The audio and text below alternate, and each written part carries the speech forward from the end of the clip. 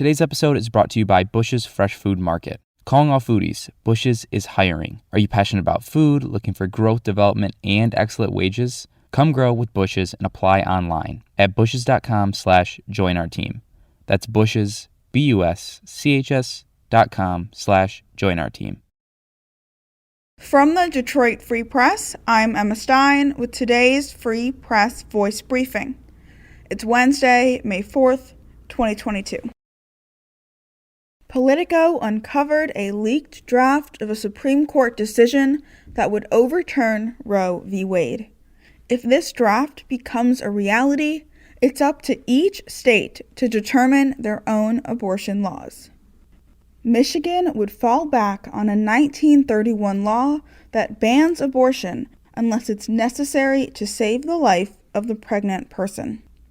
There are no exceptions for rape or incest. Governor Gretchen Whitmer is proactively trying to change this. She filed a lawsuit earlier this year that calls on the Michigan Supreme Court to deem that the 91-year-old law is unconstitutional. On Tuesday, she said, quote, "I promise you this, I will fight like hell to make sure abortion remains safe, legal, and accessible in our state." State Attorney General Dana Nessel has said she will not prosecute doctors for providing abortions or women for seeking them out. But all of the Republican candidates vying for her spot this fall are opposed to abortion. A prominent Detroit church is at the center of a teen sex abuse case. Here's reporter Jasmine Barmore with what you need to know. Authorities say a former youth pastor and his younger brother, over a period of months, separately sexually assaulted a teen they both met through a prominent Detroit church. James Wright Johnson was a youth pastor and choir director at Detroit's Second Ebenezer Church when the assault started in 2016 in Macomb County when the victim was 15 years old, according to court records. On Tuesday, a Macomb County judge sentenced Wright Johnson to 7 to 15 years for sexual assault, saying the church leader took advantage and violated a teen who trusted him as a mentor.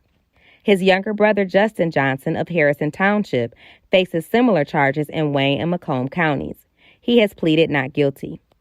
Authorities said the abuse started about 7 years ago when the victim was 14 years old and a member of Second Ebenezer Church in Detroit, according to investigators and court records. The victim spoke at the sentencing, describing the abuse as having left a heavy sense of emptiness in me and that a day does not go by when he does not think about what was done to him. Everyone has had the opportunity to go on about their lives while mine has crashed and burned right in front of my face. I just feel hopeless and tired, he said. Second Ebenezer officials agreed to a settlement with the victim before a formal lawsuit was filed, according to court transcripts. Church officials would not answer questions about the settlement. At the sentencing, Wright Johnson said he did not agree with the picture being painted of him, but he was sorry. Wright Johnson faces additional charges with the same victim in Wayne County.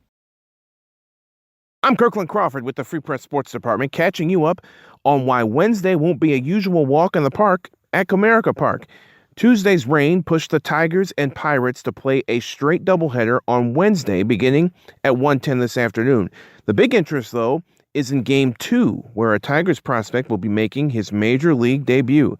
Right-handed pitcher Alex Faedo, the 2017 first-round pick out of Florida, will make the start for Detroit for the first time in his career. Faedo, now the number 16 prospect in the organization, is coming off Tommy John surgery. But in 3 starts this season in the minor leagues, he's looked pretty dominant.